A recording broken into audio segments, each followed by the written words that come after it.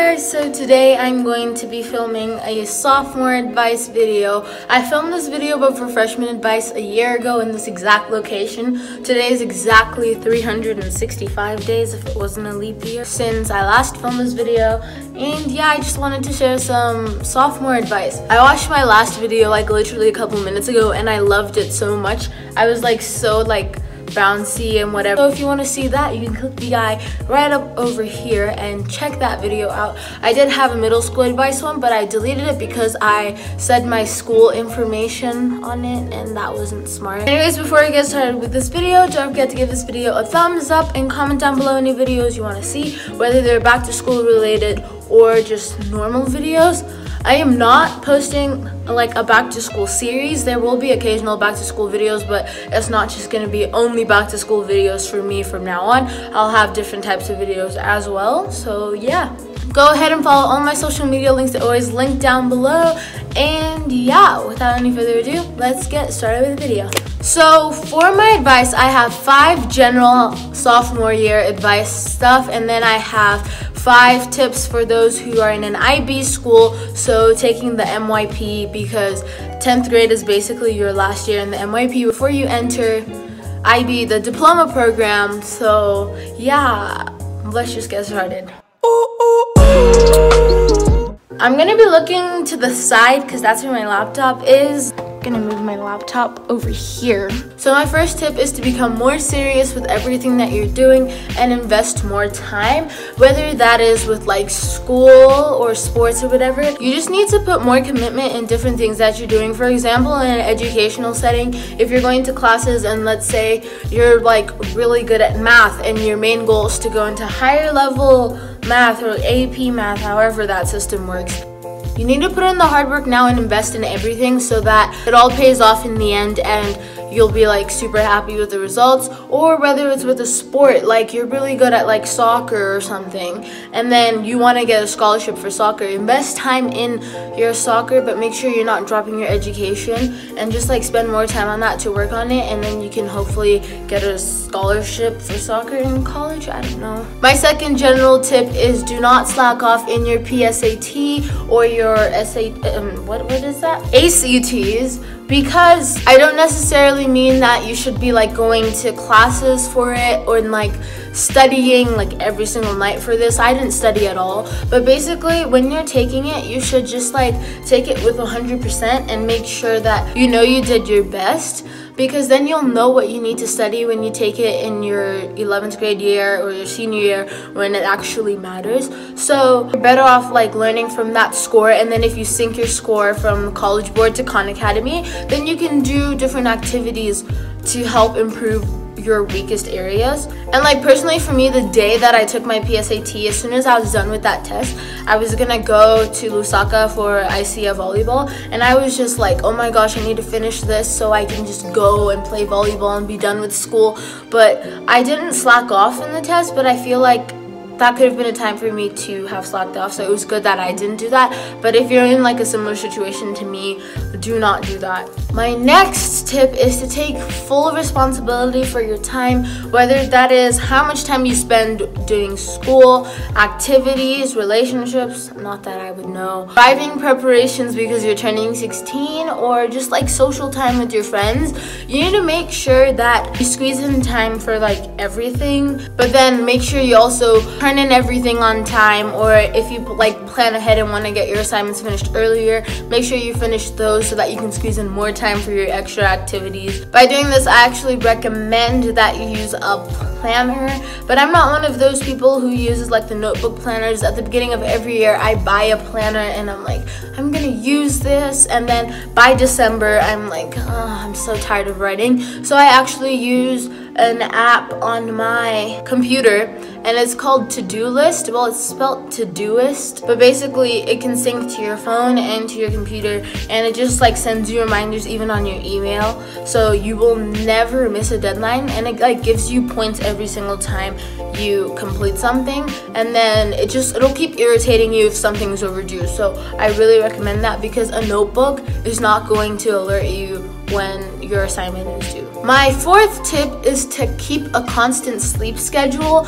And this, I understand, like, people are like, oh my gosh, 10th grade, let's get the grind on, and then they'll be like working till late because they want like really good grades. Some people are thinking of being valedictorian, so they're like, I'm gonna put in the extra work, and like in NYP they'll be like, I'm gonna get all 8s and make sure that everything's perfect, blah blah blah blah. And I mean some people in my grade did achieve that, but you're not gonna achieve your fullest potential if you're like only getting like 3 hours of sleep. Like, ask anyone from my school. There was like a time where I was actually going to bed at 7:30, at latest 8:15 every single day, but I still managed to squeeze time for all my assignments. For rhythmic gymnastics practice, I practiced like 20 something hours a week. I still fit that in, along with volleyball and soccer. And then, I don't know, did we have service this year? Oh yeah, and helping out with service. I managed to squeeze all of that in with still having a decent amount of sleep. Like, sometimes I get 11 hours of sleep. At most, I can function on 9 hours of sleep, barely, but I really need 10 to 11 hours of sleep every day. I don't know if that's healthy, but get a good sleep schedule. So that could mean on weekdays, if you want to have, like me, like 11 hours of sleep, that means you can do homework and occasional review for like a certain amount of time. I would get home at around like 6 every day, sometimes 7 if I have gymnastics. And then when I get home, if it's review, I just do 1 hour, because I don't review a lot of things a day, because some things just stick in my head and I'll just look over it and I remember it, but I just do like an hour. And then if I have an assignment, then I could work on that for like half an hour, and I do like half an hour every day. But then I make sure that on the weekends, when I'm done with gymnastics, I have gymnastics for like 5 hours on a Saturday. When I'm done with that, I get home, rest for an hour, and then do like 5 hours of assignment work. And then I can then study if I want to, but sometimes I don't. And then I save all of Sunday for YouTube stuff when I'm being consistent. Just like organize your time, something like that, to help you keep a consistent sleep schedule, or if you like sleep a lot like me. And my last general tip is to briefly start thinking about colleges and different courses that you want to study. I've pretty much come to the conclusion that I want to go to Canada. You don't want to end up in a situation like me where you know where you want to go for college, but you have no idea of what you're going to study. Just start thinking about things that you're good at, and if you're good at those things, just think if you want to develop a career. Look at the various career choices for that specific course. Like, I was considering film, I'm still considering it, but I'm not so sure about the career choices, and I feel like it's very hard to succeed in the film industry. But basically, make sure you start thinking about it now, because you don't want to be in like your second semester of 11th grade and then they're like, okay, very soon you're going to be starting applying for college, and you have no idea where you want to go or what you want to do, and you're going to be like, oh my gosh, and then you're going to say, oh, I want to be an engineer, and then once you get into your first year of college, you're like, oh my gosh, I hate this so much, why did I choose it? And then you might drop out of college, and then you might end up working at a grocery store, and then you're going to be living on, I don't know how much money grocery store people make, a lot, and then I don't know, you're just going to like mess up your life. So just think about what you want to do now, and then you can save yourself the stress and regret later. So my first tip is gonna talk about the personal project. If you saw my last video, the one that I filmed a year ago, then I did mention, I believe it was my 7th tip or something. I just watched it like just now, that's why I remember. I was talking about managing your time and making sure that you do everything over the summer, so that you don't have to think too much about it in the school year. And that's what I did, and personally, that's the best advice that I had given myself. And like, I was so happy, because people were always like, oh my gosh guys, we need to work on personal project, blah blah blah blah blah, and we have so many assignments. But I was just there like, guys, I'm practically done with my personal project, I just have to start writing my report. So basically all I'm trying to say is, let's hope you didn't procrastinate over the summer. But if you did procrastinate, I would recommend you getting monthly calendars from basically August all the way to December, and I want you to color code everything to have, let's say, red for personal project stuff, and you write down what you're gonna do and do a little bit every single day for you to catch up. And then you can use another color for your assignments, and make sure you prioritize your personal project, your assignments, and then you can finally squeeze in your extracurricular activities and socializing. And also, if you can't squeeze in a personal project and assignments and socializing in 10th grade, just imagine when you're in the DP and then you have all your IAs and then you have to work on your extended essay and all those things. And if you can't do it in 10th grade, I think you shouldn't be taking the DP.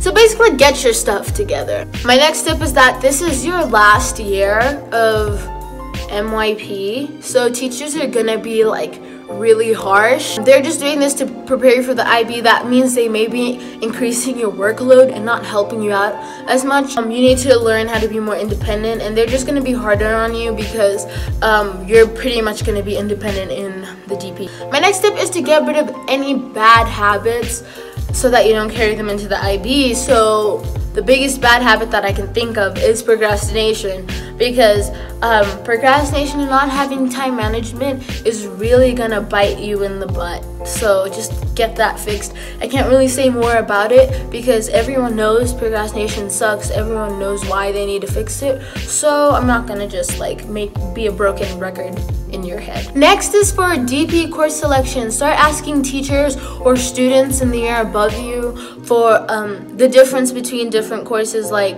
if you want to take, like for me, I chose economics, but I went to the teacher and to some students to ask them the difference between standard level economics and higher level economics, and also English.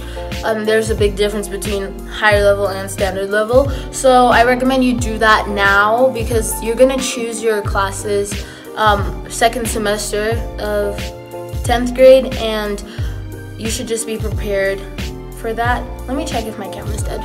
If you're taking a standard level class but the higher level class isn't so different from the standard level, I would just say go for the higher level because you're better off going with an easier higher level class than you trying to squeeze in like higher level math. If you're barely passing at standard level math and then you decide to sign up for higher level math because you think you can do it but really you can't, you know what I mean? And my last tip is a tip that helped me so much, is to become friends with DP students, so any 11th or 12th graders, because the majority of the time when you interact with them and have conversation with them, you probably won't have anything to talk about except for like sports that you do together or school, and they will talk about their like struggles with the IB and all of that stuff. So then from being friends with them, you can learn from their mistakes and accomplishments. So from that, you'll learn what they did in order to achieve the good things that they did, and you can also learn from their mistakes and know what not to do to achieve the mistakes that they have made. So I do know what and what not to do next year for me to